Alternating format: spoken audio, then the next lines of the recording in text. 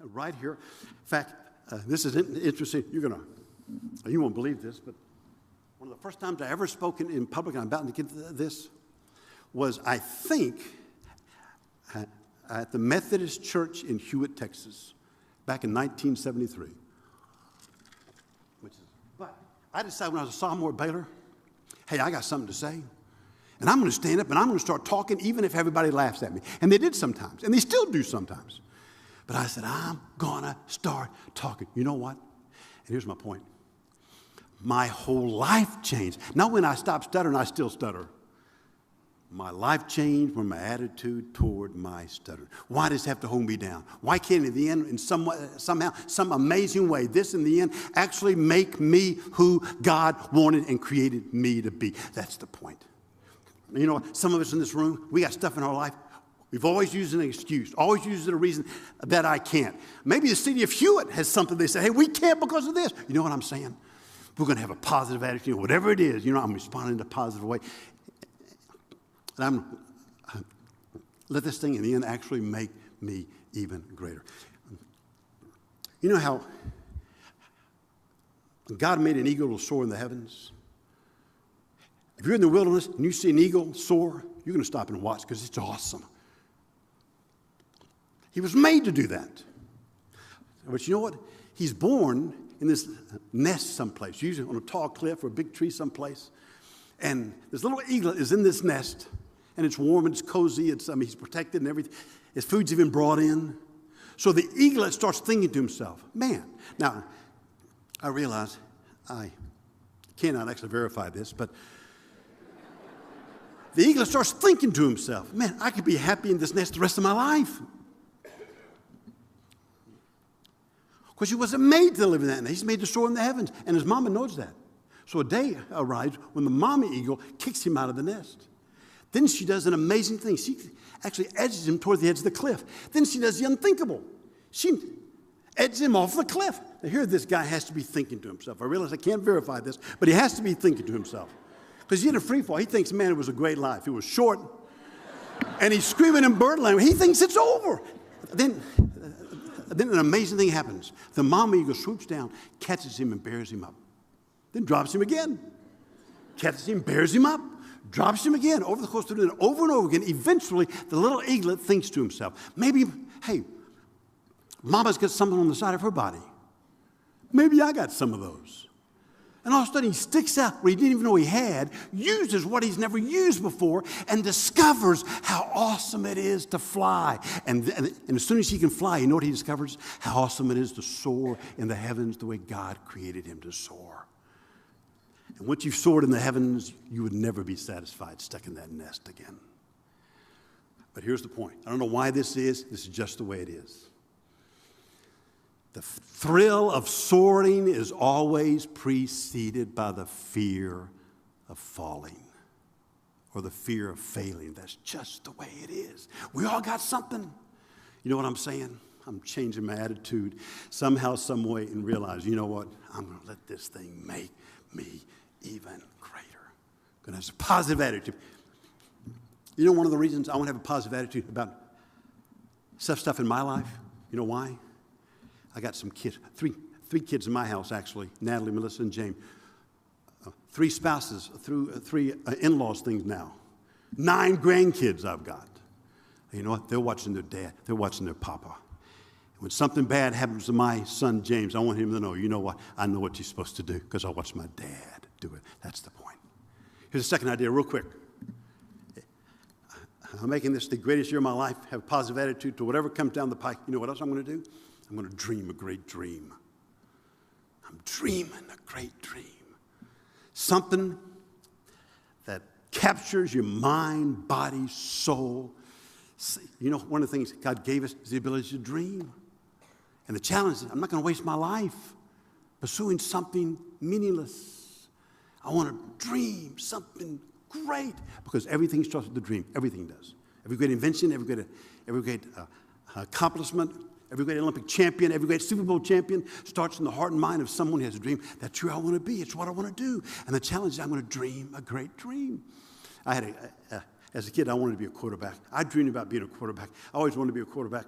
I dreamed about being a quarterback at Broadmoor Junior High, Shawnee, Mrs. South High School, being all-state in high school. I dreamed about being a quarterback at Baylor University, being all-conference, being an all-American, being drafted in the NFL. I dreamed about being all-pro in the NFL. I dreamed about being in the National Football League Hall of Fame. I dreamed about being the greatest quarterback that ever lived. Fell a little bit short, I think, of some of that stuff. But you know what? I'm not sure I get as far as I got. I didn't have that dream. You know what? You get a dream. Now, all of us need to have goals and objectives and things and to-do lists, all that stuff. But you know what? Under that, around that, in that, on top of all that stuff, needs to be something you dream. It's you. You get a dream. That dream gets you. It sticks to your soul and will not let you go. One of the things I love about the Olympic Games, which is going to happen this summer, it just shows men and women at their best, at their finest. What a man and a woman can do that blows the mind physically in the Olympic Games. And we're going to see some men and women stand on that gold medal platform as the greatest athlete in their sport in the world. You know how they got there? Started years ago. It's a dream. I love this story. This is one of my favorite stories of all time. I can verify this story because I read this in 2 Olympic books. 1920. Fastest man in the world was named Charlie Paddock. He just won the gold medal in the 100-meter dash. He's the fastest man in the world. Of course, he comes home to America. He's a national, in the Olympic Games. He comes home to America. He's a national hero. He's making speeches and appearances all over the nation. He makes his speech at East Tech High School, Cleveland, Ohio. In that assembly, in that speech, he makes this statement. He says, who knows? There may be an Olympic champion in this room today. But first, you got to have that dream. You got to have faith. You got to believe. You got to work hard. Well, he finishes his speech. He's on the side of the stage answering questions, signing some autographs. One of the kids from that high school walks up to Charlie Paddock and says, Mr. Paddock, I want to be Olympic champion like you. He stops and looks at me. Son, you can. If you dream, if you believe, if you work hard, you can do this. With that kid from East Tech High School, Cleveland, Ohio, 1936 Olympic Games in Berlin, he wins 4 gold medals. One of those is the 100-meter dash. He's the fastest man because his name is Jesse Owens. He comes home to America. He's a national hero. He's in Cleveland, his hometown, in a convertible, in a parade, going down Main Street. A bunch of kids stop the car, rush the car. They kind of stop the car for a little bit. All these kids are asking. He's signing autographs. One of the kids in that crowd around his car says to Jesse Owens, Mr. Owens, I want to be Olympic champion like you. I love this story. Here's a big-time world-class athlete. He stops his world for 5 seconds, and he eyeballs a snotty-nosed kid from inner city Cleveland, Ohio. He said, son, you can do this. If you dream, you have faith, you believe, you work hard, you can do this. This kid was so skinny, everybody called him Bones. Bones runs all the way home, tells his nanny, Nanny, I'm going to be Olympic champion just like Jesse Owens. Manny wins the 1940 Olympic Games. Manny wins the gold medal in the 100-meter dash.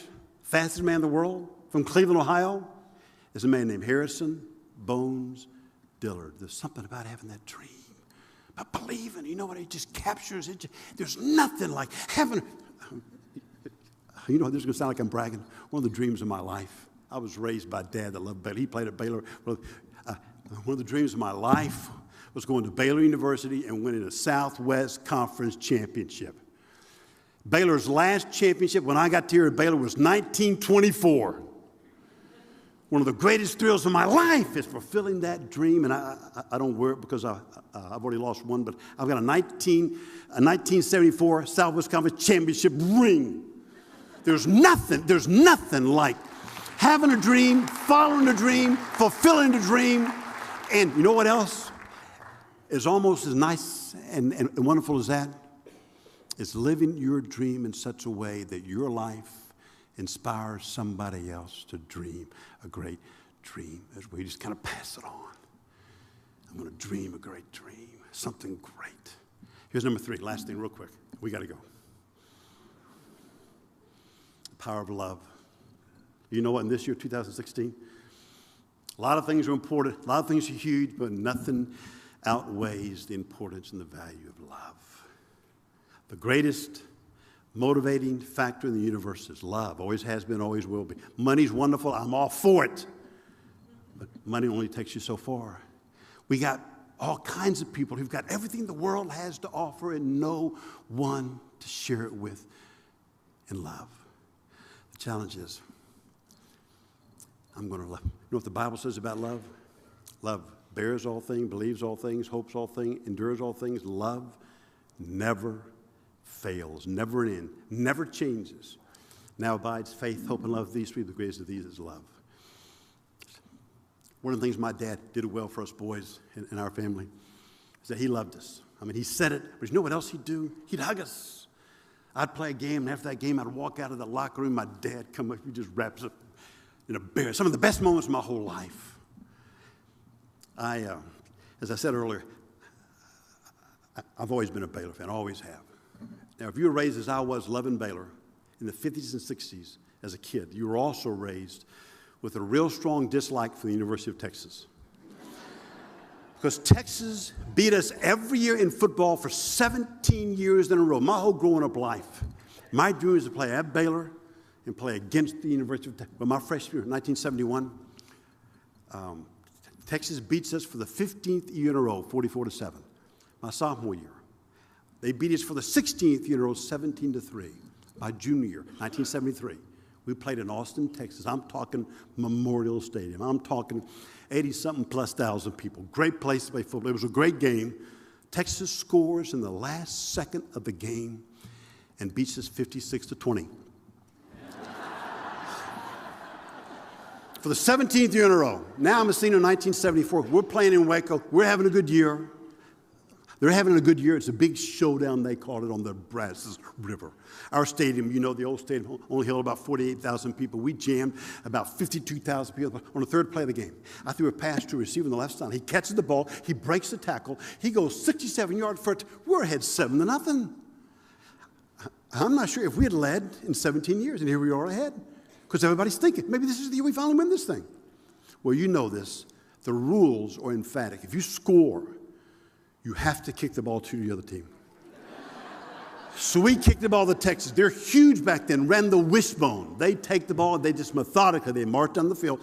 They score 7-7. We get the ball, have a good drive. We get stopped. We punt. They take the ball. They just methodically, they march. They score again 14-7. We have the ball, have a good drive. I threw an interception.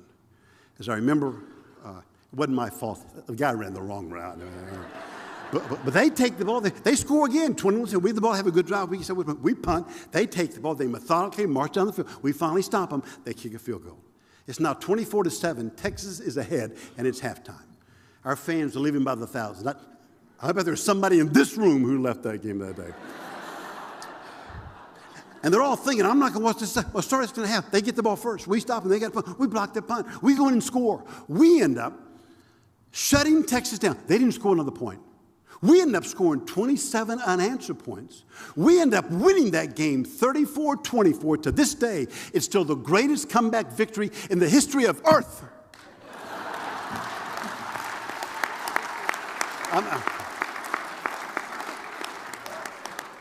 I may have overstated that for a little bit, but for us, it's been incredible. And it's still called to this day the miracle on the Brazos. And for me, my best day ever as a quarterback, I was the Sports Illustrated Offensive Back of the Week after that game. But the thrill of that whole experience was walking out of that locker room. There's my dad, followed by my mom. My dad walks up to me, my hero. He comes up and just wraps me up in a bear. You know, and I know you do. You know how awesome it is for a little boy. And I guess any son in the presence of his father feels like a little boy. How awesome it is for a little boy to have the day of your life, the greatest day ever as a quarterback, and your dad's there, your dad saw it, your dad is holding you, and you can feel his pride, how much he loves you, all wrapped up in that hug. It's indescribable.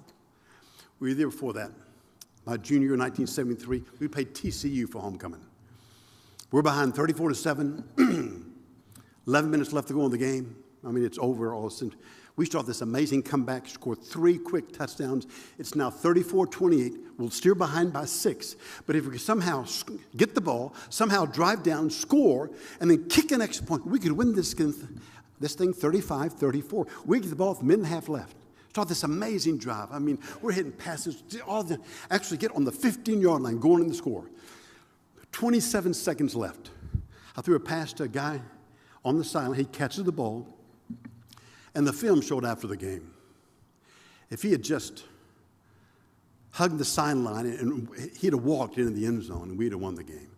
But for some stupid reason, I'm still in counseling for this. He catches the ball. He breaks in the middle. He's tackled in bounds. Clock's running. 12 yards from victory. Just 20 seconds. I'm thinking we got to stop the ball. Stop the clock. You got to down the ball. Of course, now if you want to down the ball, you just take it and throw it down. Then you had to actually throw a pass out of bounds. So I get the ball, threw a pass out of bounds to stop the clock. And you know what? I did stop the clock. Except it was 4th down. Now, for all you non-football types, that is not a good thing. That's a major blunder. I just got confused, lost track of down. I just threw the game away. You've never lived till you've walked off a football field with 40,000 pairs of eyes, and they're all looking at you, and they're all thinking unchristian things. Lowest moment of my life is an athlete. I failed. I blew it. I'm the GOAT. And it happened at a major moment. You can't hide. Everybody saw me do it. Everybody, in one sense, everybody is down on Jeffrey. I'm in the locker room just weeping. I was so disappointed. I can't describe what it was like to walk out of that locker room. There's my dad, followed by my mom. And my dad walks up to me again, my hero. He comes up and just wraps me up in a bear hug.